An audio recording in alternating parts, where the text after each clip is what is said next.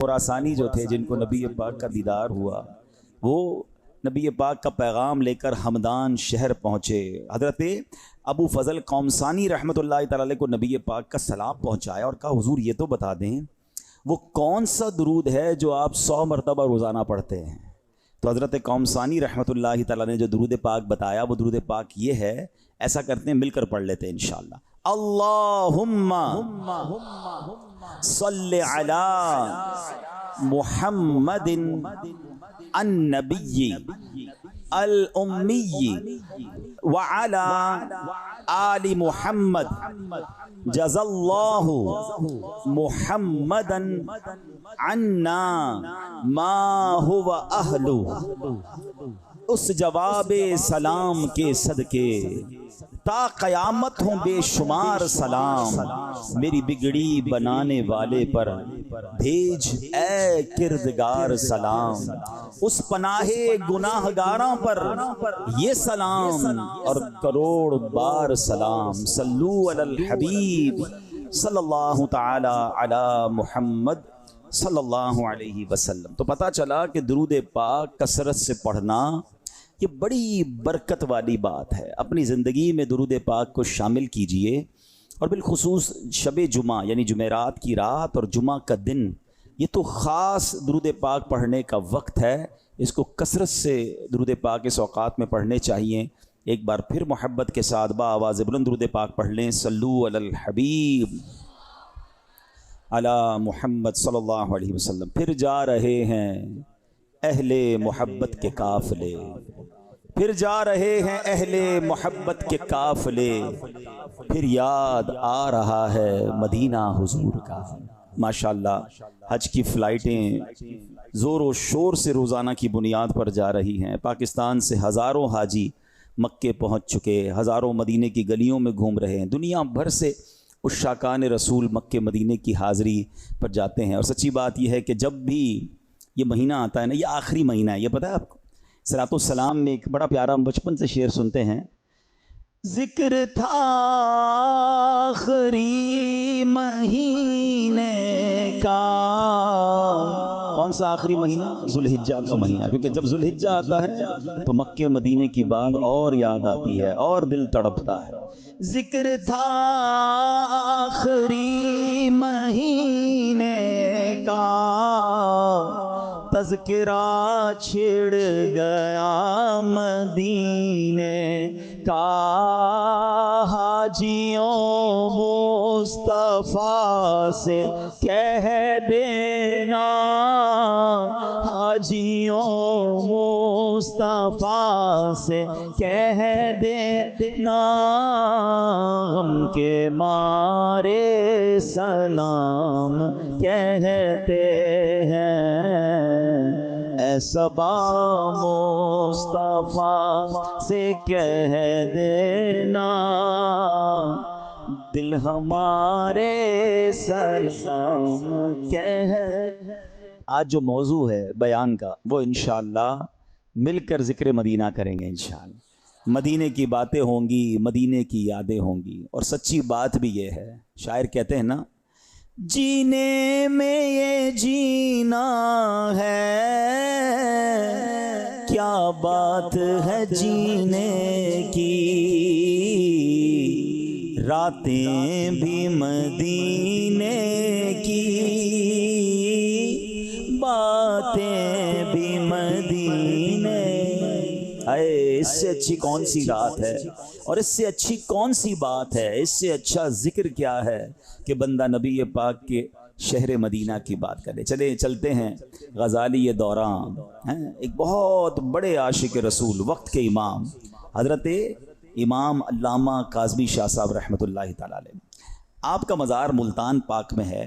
آپ بہت بڑے عاشق رسول اور بہت ہی بڑے عالم دین تھے، بڑے ذہین و فتین بھی تھے، کمال کے مفتی بھی تھے۔ استدلال بڑا مضبوط تھا۔ استدلال کہتے ہیں یعنی کسی مسئلے پر کوئی دلیل دینی ہو تو ایسی انوکھی دلیل دیتے، ایسی مدلل بات کرتے کہ سامنے والا وہ حیران ہو جاتا تھا۔ اب ایک مرتبہ کا ذکر ہے، آپ مدینہ منورہ میں حاضر ہیں، مسجد نبوی میں روضہ رسول صلی اللہ علیہ وسلم کے پاس موجود ہیں، اور سبحان اللہ جب روضہ رسول پر کوئی عاشق رسول پہنچ جائے تو اس کے دل کی کیفیت ہی بدل جاتی ہے نا. کیسی کیفیت ہو جاتی ہے؟ کیا خوبصورت بات اعلیٰ حضرت لکھتے ہیں نا، اے شوق دل یہ سجدہ گر کو روا نہیں، اے شوق دل یہ سجدہ گر کو روا نہیں، اچھا وہ سجدہ کیجے کہ سر کو خبر نہ ہو، اچھا وہ سجدہ کیجے کہ سر کو خبر نہ ہو. آقا کے دربار میں سجدہ تو نہیں کر سکتے نا. آپ کو پتہ ہے پہلے کی شریعت میں لوگ بڑے بڑے اپنے بزرگوں کو تعظیم کا سجدہ کرتے تھے، بادشاہ کے دربار میں جا کر سجدہ تعظیمی کرتے تھے. پہلے اس بات فرق سمجھیے گا، سجدہ تعظیمی الگ ہے، سجدہ عبادت الگ ہے. لیکن نبی پاک علیہ الصلوۃ والسلام کی بارگاہ میں آ کر جانور سجدہ کرتے. تو ایک بار صحابہ نے کہا حضور آپ کی بارگاہ میں آ کر جانور سجدہ کرتے، ہمیں بھی اجازت ہونی چاہیے. کون سے سجدے کی؟ تعظیمی، عبادت نہیں، ادب میں. اگر جنہوں نے قرآن پاک کی تفسیر پڑھی ہے تو حضرت یوسف کا واقعہ پڑھیں تو آپ کو آپ کے والد والدہ اور 11 بھائیوں نے سجدہ کیا. اس شریعت میں اجازت تھی. صحابہ کا دل تو چاہتا تھا کہ پچھلی شریعتوں میں اجازت تھی، حضور ہمیں بھی دیجیے. تو نبی پاک نے وہ تاریخی جملہ ارشاد فرمایا جس کا مضمون ہے کہ ہماری شریعت میں سجدے کی اجازت نہیں، لیکن اگر میں اجازت دیتا تو بیوی کو اجازت دیتا کہ وہ اپنے شوہر کو سجدہ کرے. اس روایت سے یہ بھی پتہ چلا کہ شوہر کا مرتبہ کیا ہے، کہ عورت کو اپنے شوہر کے ساتھ کیسا برتاؤ کرنا چاہیے. تو اعلیٰ حضرت کہتے ہیں ٹھیک ہے سجدے کی اجازت نہیں ہے مگر دل تو بے قرار ہے نا، سر کے سجدے کی اجازت نہیں ہے نا، دل تو سجدہ کر سکتا ہے. اچھا وہ سجدہ کیجئے کہ سر کو خبر نہ ہو، سر کو پتہ ہی نہ چلے. پیشے نظر وہ نو بہار، سجدے کو دل ہے بے قرار، روکیے سر کو روکیے. ہاں یہی امتحان ہے، شریعت کا حکم ہے ہم اسی پر عمل کریں گے. مگر جب عاشق رسول دربار رسالت میں پہنچ جائے، روضہ رسول پر پہنچ جائے، پھر دل قابو میں نہیں رہتے، پھر کیفیت ہی کوئی اور ہو جاتی ہے. اللہ اکبر. شاعر کہتے ہیں نا ان کے در پر پہنچنے تو پائیں، یہ نہ پوچھو کہ کیا ہم کریں گے. ان کے در پر پہنچنے تو پائیں، یہ نہ پوچھو کہ ہم کیا کریں گے. سر جھکانا اگر جرم ہوگا ہم نگاہوں سے سجدہ کریں گے. تو بہرحال میرے پیارے اسلامی بھائیوں، اب کیا ہوا؟ امیر اہل سنت نے بھی اس طرح کی ایک کیفیت لکھی ہے نا، میں پہنچوں کوئے جانا میں گریباں چاک سینہ چاک، میں پہنچوں کوئے جانا میں گریباں چاک سینہ چاک، گرا دے کاش مجھ کو شوق تڑپا کر مدینے میں. تو بڑے ایسے اشعار ملتے ہیں جو اس کیفیت کو بتاتے ہیں کہ ادھر جا کے دل بے قرار ہو جاتا ہے، اپنا سب کچھ ہی قربان کرنے کو جی چاہتا ہے. نجات زادے آخرت کا اس قدر سامان کر جاؤں، مدینہ جا کے ایک سجدہ کروں سجدے میں مر جاؤں. اللہ پاک مدینے کی با ایمان موت ہمیں نصیب فرما. غزالی زمان، غزالی دوراں، کاظمی شاہ صاحب جیسی شخصیت روضہ رسول کے سامنے آپ ہیں اور بس روضہ رسول ہے، آپ کی التجائیں ہیں، آپ کے آنسو ہیں، آپ دعائیں کر رہے ہیں. تو جب آپ سنہری جالیوں کے سامنے کھڑے ہو کر دعا کرتے ہیں تو اب ظاہر پیٹھ کعبے کو ہو رہی ہوتی ہے. تو ایک شخص آیا اور آ کر آپ سے بحث کرنے لگا کہ آپ جو ہے کعبے کو پیٹھ کر رہے ہیں، اس طرف رخ کیجئے، ادھر کیوں رخ کیا ہوا ہے؟ تو آپ نے دیکھا کہ آپ کا ایک ذوق تھا، آپ نے اس کو اس وقت تو کوئی جواب نہیں دیا، آپ اپنی التجائیں کرتے رہے. اب دوسرے دن وہ کچھ اور لوگوں کو بھی لے کر آ گیا اور حضرت سے بحث شروع ہو گئی کہ آپ جو ہے وہ اس طرف رک کر کے جو ہے وہ دعائیں کر رہے تھے، تو کیا قبر رسول کو آپ کعبے سے بھی افضل سمجھتے ہیں؟ حضرت غزالی دوران سے سوال ہوتا ہے کہ کیا قبر رسول کو آپ کعبے سے بھی افضل سمجھتے ہیں؟ غزالی زمان کا علمی کلام دیکھیے، آپ نے فرمایا تم کعبے کی بات کرتے ہو، میں تو اس جگہ کو عرش سے بھی افضل مانتا ہوں. اب تو وہ لوگ اور سٹ پٹا گئے کہ یہ کیسی بات کر دی. سبحان اللہ. تو آپ نے کہا چلو میں قرآن سے ثابت کرتا ہوں. وہ وقت کے امام مفتی دوراں غزالی دوراں، آپ نے کہا میں قرآن سے ثابت کرتا ہوں. آپ نے فرمایا یہ بتاؤ کہ حضرت عیسیٰ علیہ السلام اللہ کے شکر گزار بندے ہیں؟ کہا بالکل شکر گزار بندے ہیں. کہا اللہ نے قرآن میں کیا فرمایا؟ لَإِن شَكَرْتُمْ لَأَزِيدَنَّكُمْ، تم میرا شکر ادا کرو میں تمہیں اور عطا کروں گا. کہا ٹھیک ہے. کہا حضرت عیسیٰ علیہ السلام اس وقت کہاں ہیں؟ نبی پاک علیہ السلام جب معراج کو تشریف لے گئے تھے تو حضرت عیسیٰ سے ملاقات ہوئی. آپ چوتھے آسمان پر جلوہ فرما ہیں. یقیناً آپ وہاں بھی، وہ تو حیات ہے نا، آئیں گے بھی قیامت سے پہلے تشریف لائیں گے، وہاں بھی اللہ کا شکر ادا کر رہے ہیں. شکر ادا کرنے کے بعد اللہ بلند مقام عطا فرماتا ہے نا. تو بلند مقام ان کو کیا ملے گا کہ قیامت سے پہلے وہ زمین پر تشریف لائیں گے، دنیا میں وقت گزاریں گے، اور نبی پاک کی قبر منور کے برابر میں حضرت عیسیٰ کی تدفین ہوگی. اس کا مطلب یہ ہوا کہ چوتھے آسمان کے بعد ان کو پانچویں پر نہیں، چھٹے پر نہیں، بلکہ بلندی کیا عطا کی جا رہی ہے کہ اس سے بھی مبارک مقام یعنی نبی پاک کے روضے کے برابر میں جگہ عطا فرمائی جا رہی ہے. کیا دلیل لائے کہ فرمائے یہ مقام اتنا بلند ہے کہ جو چوتھے آسمان پر اللہ کا شکر ادا کر رہے ہیں ان کو یہ انعام دیا جائے گا اس شکر گزاری کا. لَإِن شَكَرْتُمْ لَأَزِيدَنَّكُمْ، تم میرا شکر ادا کرو میں تمہیں اور عطا کروں گا. تو ان کو نبی پاک کے روضہ انور پر نبی پاک کے برابر میں قبر میں جگہ عطا کی گئی. سبحان اللہ. یہ شاید نئے بچے ہیں یا نوجوانوں کو نہ پتا ہو کہ آج روضہ رسول میں میرے آقا علیہ الصلوۃ والسلام کے ساتھ حضرت ابوبکر صدیق کا مزار ہے، پھر برابر میں حضرت عمر فاروق کا مزار ہے، مگر ایک قبر کی جگہ باقی ہے، اور وہ قیامت سے پہلے حضرت عیسیٰ علیہ السلام تشریف لائیں گے، اس دنیا میں اپنی زندگی گزاریں گے، اور اس کے بعد جب ان کا انتقال ہوگا تو نبی پاک کے برابر میں قبر میں ان کو بھی جگہ ملے گی. سبحان اللہ. چلیں ایک عشق والی بات بھی سن لو. وہ کہتے ہیں نا، پہنچی وہیں پہ خاک جہاں کا خمیر تھا. بتایا جاتا ہے، علماء کہتے ہیں کہ جس کی جہاں تدفین ہوتی ہے نا، جس جگہ دفنایا جاتا ہے اس کو بنایا بھی اسی مٹی سے گیا ہے. جس مٹی سے بنایا جاتا ہے بندہ ادھر ہی جا کر دفن ہوتا ہے. سبحان اللہ. ٹھیک ہے. اچھا اس کو تھوڑا سا لاجیکلی بھی سمجھتے ہیں. ایسا آپ کے ساتھ بھی ہوا ہوگا، ہم نے بھی دیکھا کہ بعض اوقات بندہ سفر کر کے کہیں ایسی جگہ پہنچتا ہے جہاں جا کے اس کا انتقال ہو جاتا ہے، اور بعض اوقات اس کی قبر بھی وہیں بن جاتی ہے. تو لوگ کہتے ہیں یار یہ وہاں اس کی مٹی لکھی تھی، یہ وہاں پہنچ گیا. تو بات صحیح ہے، ایکچولی مٹی لکھی نہیں تھی، اسی مٹی سے اسے بنایا گیا ہے، جب جا کے اس کی تدفین وہاں پر ہوئی ہے. تو اب ذرا دل کے کانوں سے میرا جملہ سننا.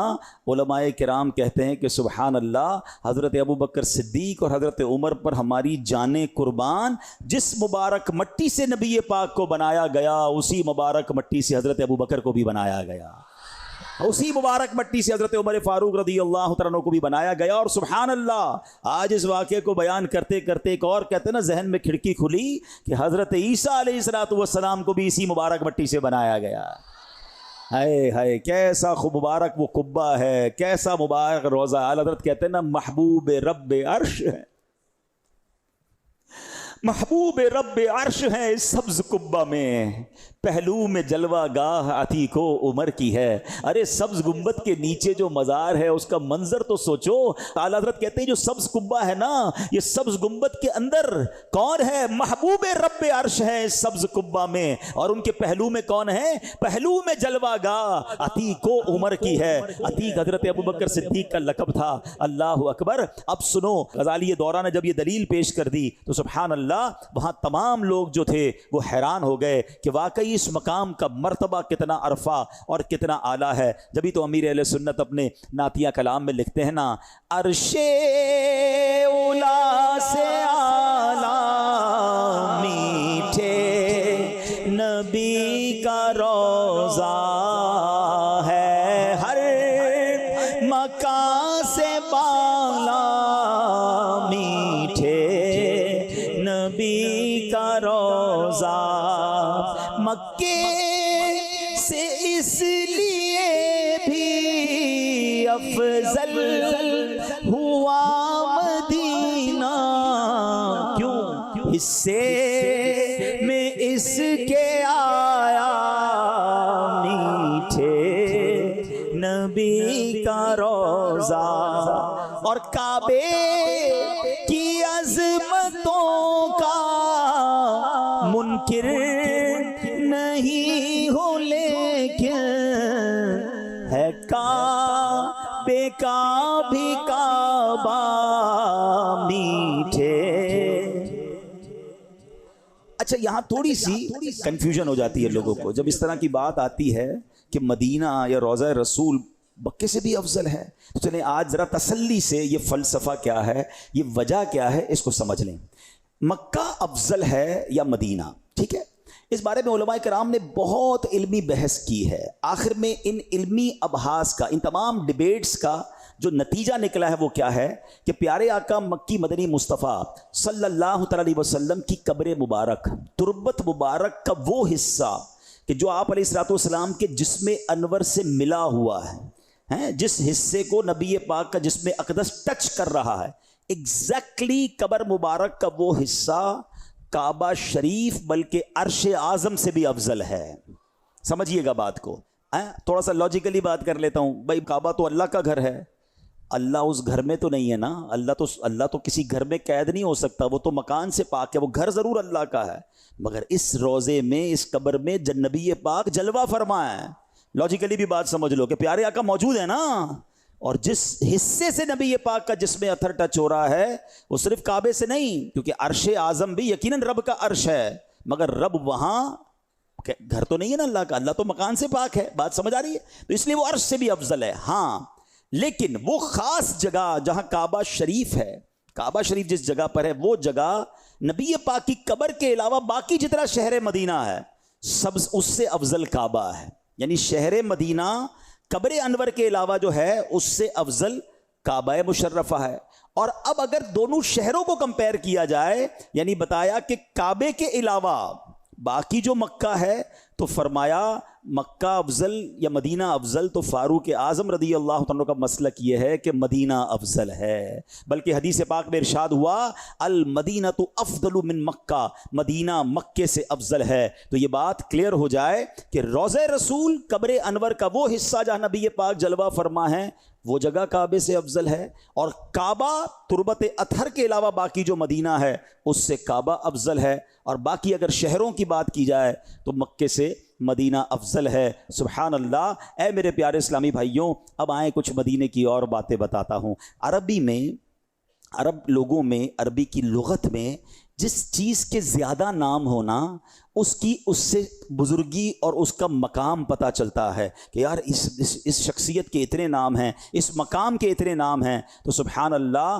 مدینہ منورہ کے 100 سے زیادہ نام موجود ہیں ایک شہر کے. پوری دنیا میں ایسا کوئی شہر نہیں ہے جس کی یاد میں دنیا کی تقریباً ہر زبان میں قصیدے لکھے گئے ہوں، جس کے لیے کروڑوں دل بے قرار رہتے ہوں. ارے جس شہر کا نام لیا جائے تو آنکھیں بھر آتی ہوں. کمال کی بات تو یہ ہے کہ یہ بات مکہ مدینہ دونوں کے لیے ہے کہ دنیا میں کوئی شخص کسی جگہ کو ایک بار یا 2 بار دیکھ لے، بندہ کہتا کہیں اور چلو، دیکھ لیا ہے، بار بار جانے کی کیا ضرورت ہے. مگر مکہ مدینہ وہ ہے 1000 بار دیکھ لیں دل بھرتا نہیں ہے. بلکہ سچی بات یہ ہے کہ شربت دید نے ایک آگ لگائی دل میں. ارے دیکھا نہیں تھا تو تڑپ رہے تھے، مگر دیکھ لیا تو اب تڑپ اور بڑھ گئی. شربت دید نے ایک آگ لگائی دل میں، تپش دل کو بڑھایا ہے بجھانے نہ دیا. اب کہاں جائے گا نقشہ تیرا میرے دل سے، طے میں رکھا ہے اسے دل نے گمانے نہ دیا. اب سنیے، ان میں سے 3 نام مدینے کے کیا ہیں؟ محبوبہ، محبہ، محببہ. ان تینوں نام کے معنی تقریباً ملتے جلتے ہیں. مطلب یہ ہے کہ مدینہ محبوب شہر ہے، پیارا شہر ہے، یہ عظیم و شان شہر، شہر محبت ہے. الحمدللہ مدینہ پاک وہ مقدس شہر ہے جس سے اللہ پاک محبت فرماتا ہے، اس کے رسول بھی محبت فرماتے ہیں، اللہ کے فرشتے بھی مدینے سے محبت کرتے ہیں. اور سبحان اللہ، اللہ کے فضل سے، اس کی عطا سے، صحابہ کرام علیہ رضوان سے لے کر آج تک عشاقان مدینہ بھی اس سے محبت کرتے ہیں، اس کی یاد میں تڑپتے ہیں، مدینے کی حاضری کے لیے ترستے ہیں. بلکہ ذکر مدینہ کرتے ہیں تو دلوں کو چین ملنے لگ جاتا ہے. کیا خوبصورت کلام امیر اہل سنت نے لکھا. آئیے ذرا ذکر مدینہ مل کر کرتے ہیں. چلو مل کے کرتے ہیں ذکر مدینہ، پہنچ جائیں گے انشاءاللہ. مدینہ مدینہ مدینہ مدینہ مدینہ مدینہ مدینہ. کبھی کسی دنیا میں دیکھا کوئی کسی شہر کا نام لے کے جھوم رہا ہو؟ کسی سٹی کا نام لے اور مزہ آئے؟ اللہ اکبر! یہ کیسا شہر ہے کہ نام زبان پر آتا ہے اور دل کو سکون ملنے لگ جاتا ہے۔ ارے جس شہر کے ذکر میں اتنا مزہ ہے، بتاؤ اس کے دید کا عالم کیا ہوگا؟ مدینہ مدینہ ہمارا مدینہ، ہمیں جان و دل سے ہے پیارا مدینہ، سہانا سہانا دلارا مدینہ، دیوانوں کی آنکھوں کا تارا۔ خدا گر قیامت میں فرمائے مانگو، خدا گر قیامت میں فرمائے مانگو، لگائیں کہ دیوانے نعرہ مدینہ، لگائیں گے دیوانے نعرہ مدینہ مدینہ۔ آنکھیں بند کر کے مدینہ ہمارا مدینہ، ہمیں جان و دل سے۔ وہاں پیارا کعبہ، یہاں سبز گنبد، وہاں پیارا کعبہ، یہاں سبز گنبد، وہ مکہ بھی میٹھا تو پیارا مدینہ، ہم مکہ بھی میٹھا تو پیارا۔ رہیں ان کے جلوے، بسیں ان کے جلوے، رہیں ان کے جلوے، بسیں ان کے جلوے، میرا دل بنے یادگار مدینہ، میرا دل بنے یاد۔ میری خاک یا رب نہ برباد جائے، میری خاک یا رب نہ برباد جائے، پسے مرگ کر دے غبار مدینہ، پسے مرگ کر دے غبار مدینہ، مدینہ مدینہ ہمارا مدینہ، ہمیں جان و دل سے۔ سنو سنو میرے آقا کو مدینے سے کتنا پیار ہے۔ امام حاکم نیشاپوری رحمت اللہ تعالیٰ علیہ نے روایت کیا، جب میرے آقا مدینے والے مصطفیٰ صلی اللہ تعالیٰ علیہ وسلم نے مکے سے مدینے ہجرت کا ارادہ کیا تو اللہ پاک کی بارگاہ میں آپ جانتے ہیں کیا دعا کی؟ دعا کی اللہم انکا ان اخرجتنی من احب البلادی، اے اللہ تو نے میرے محبوب شہر مکے سے مجھے ہجرت کا حکم فرمایا ہے، الیہ فاسکنی فی احب البلاد الیکا، اے اللہ اب میرا قیام ایسی جگہ فرما جو تیرے ہاں محبوب ترین شہر ہے۔ تو سبحان اللہ، فرماتے ہیں کہ اللہ کریم نے جو نبی پاک کو مدینے کی ہجرت کا حکم دیا، مدینے میں مسکن عطا کیا، اس سے پتا چلا کہ مدینہ شہر میرے رب کا محبوب ترین شہر ہے۔ مدینہ مدینہ ہمارا مدینہ، ہمیں جان و دل سے ہے پیارا۔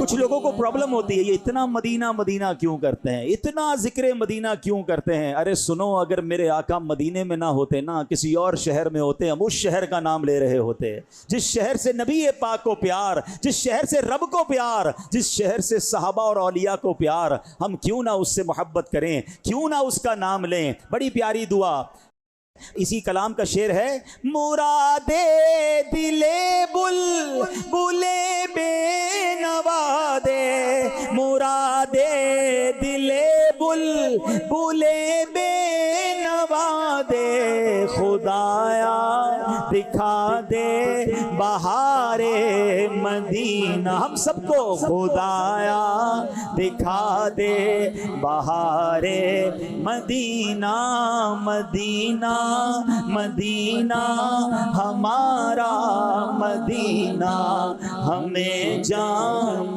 دل سے پیارا مدینہ۔ ہاں سنو، مدینے کا ذکر صرف قرآن میں نہیں، مدینے کا ذکر صرف حدیث میں نہیں، بلکہ پچھلی آسمانی کتابوں میں تورات شریف میں مدینے کا ذکر کیسا تھا۔ حضرت موسیٰ علیہ السلام پر جب تورات نازل ہوئی، اس میں اللہ کریم نے مدینہ طیبہ کو یوں مخاطب کر کے فرمایا، یا طیبہ، یا توبہ، یا مسکینہ، یا تقبل الکنوز ارفعی اجاجیرک علی اجاجیر القری، یعنی اے طیبہ، اے توبہ، یعنی اے پاک سرزمین، اے مسکینہ یعنی سکون و قرار والی زمین، تو خزانے قبول نہ کرنا، تو اپنی شان و شوکت کو دوسرے شہروں کی شان سے بلند رکھنا۔